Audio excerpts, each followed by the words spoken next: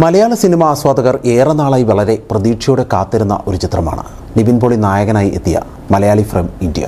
ഈ cinema announce ചെയ്ത കാലം മുതൽ തന്നെ ഏറെ പ്രേക്ഷക ശ്രദ്ധയും അതിനോടൊപ്പം തന്നെ മാധ്യമ ശ്രദ്ധയും പിടിച്ചുപറ്റിയ ഒരു സിനിമ കൂടിയായിരുന്നു ഇത്. ഡിജോ ജോസ് ആൻ്റണിയുടെ സംവിധാനത്തിൽ നിവിൻ പോളി നായകനായി എത്താൻ പോകുന്ന സിനിമ എന്നുള്ള ഒരു ഖ്യാതി തന്നെ സിനിമയെ വളരെ ഉയരങ്ങളിലേക്ക് എത്തിച്ചിരുന്നു. അതിനൊപ്പം തന്നെ ജനഗണമനയ്ക്ക് ശേഷം ഡിജോ ജോസ് ആൻ്റണി സംവിധാനം ചെയ്യാൻ പോകുന്ന സിനിമ എന്ന ഒരു പ്രാധാന്യവും മലയാളി ഫ്രം ഇന്ത്യക്കുണ്ടായിരുന്നു.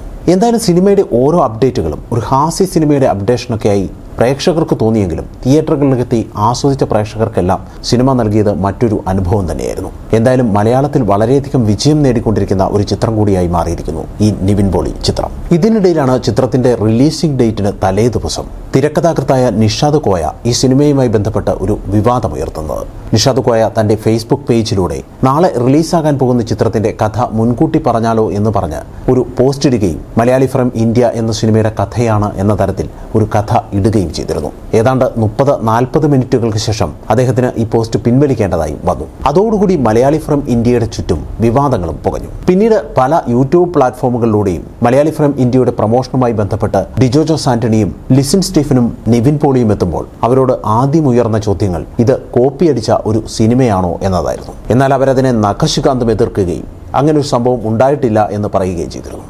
എന്തായാലും സിനിമ റിലീസായി മണിക്കൂറുകൾക്കകം ഈ സിനിമ തന്റേതാണെന്ന് ഉറപ്പിച്ചുകൊണ്ട് നിഷാദ് കോയ യൂട്യൂബ് മാധ്യമങ്ങൾക്ക് മുൻപിൽ അഭിമുഖങ്ങൾ നൽകി തുടങ്ങി. തന്റെ ദീർഘനാളത്തെ അധ്വാനമായ ഇന്ത്യ പാക് എന്ന സിനിമയാണ് മലയാളി ഫ്രം ഇന്ത്യ എന്ന പേരിൽ ഡിജോ ജോസ് ആൻ്റണി അടിച്ചുമാറ്റിയത് എന്ന് നിഷാദ് കോയ പറഞ്ഞു. അതോടുകൂടി ഇതിന്റെ സംവിധായകനായ ഡിജോ ജോസ് ആൻ്റണിയും എഴുത്തുകാരനായ ഷാരിസ് മുഹമ്മദും പ്രൊഡ്യൂസറായ ലിസിൻ സ്റ്റീഫനും അഭിനയിച്ച നിവിൻ പോളിയും ഒക്കെ എയറിലാവുന്ന ഒരു സാഹചര്യവുമുണ്ടായി. സംഭവത്തെക്കുറിച്ച് നിഷാദ് കോയ പറയുന്നത് ഇങ്ങനെയാണ്. വളരെ വർഷങ്ങൾക്ക് മുൻപ് അദ്ദേഹം എഴുതി തയ്യാറാക്കിയ ഒരു സിനിമ. അദ്ദേഹം അത് എഴുതുന്ന കാലം മുതൽ ഇതിലെ നായക കഥാപാത്രമായി അദ്ദേഹം സങ്കല്പിച്ചിരുന്നത് സാക്ഷാൽ മമ്മൂക്കയായിരുന്നു. അങ്ങനെ മമ്മൂക്കയുടെ അടുത്ത് ഈ കഥയുമായി എത്തുമ്പോൾ അദ്ദേഹത്തിന് ഈ കഥ ഇഷ്ടപ്പെടുകയും ഇതിൽ അഭിനയിക്കാൻ തയ്യാറാണ് എന്ന് പറയുകയും ചെയ്തിരുന്നു.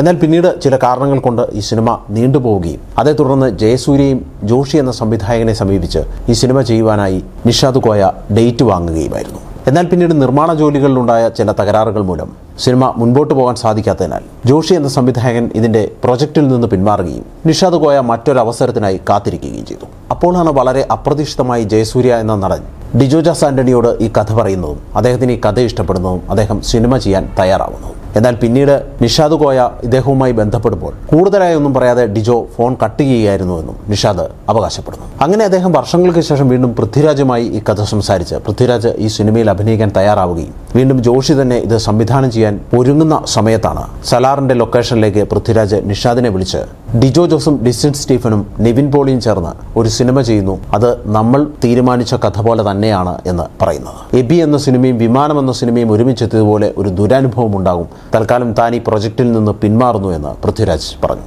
അതേ തുടർന്ന് നിഷാദ് ഡിജോയുമായി നിരന്തരം ബന്ധപ്പെടാൻ ശ്രമിച്ചുവെങ്കിലും ഡിജോ പിടികൊടുക്കാതെ വഴുതി മാറുകയായിരുന്നു എന്നാണ് നിഷാദിന്റെ അവകാശവാദം.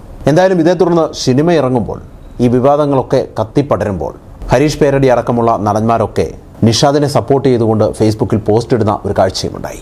എന്തായാലും സിനിമ ഇറങ്ങി 2 ദിവസങ്ങൾ പിന്നിടുമ്പോൾ ഔദ്യോഗികമായി മലയാളി ഫ്രം ഇന്ത്യ എന്ന സിനിമയുടെ അണിയറ പ്രവർത്തകർ ഇത് നിഷാദിന്റെ കഥയാണ് എന്ന് അംഗീകരിക്കുന്ന ഒരു കാഴ്ചയും നമുക്ക് കാണാൻ സാധിക്കുന്നുണ്ട്. കാരണം വിക്കിപീഡിയയിൽ അടക്കം സ്റ്റോറി ബൈ നിഷാദ് കോയ എന്ന് ഇപ്പോൾ എഴുതി കാണിക്കുന്നു.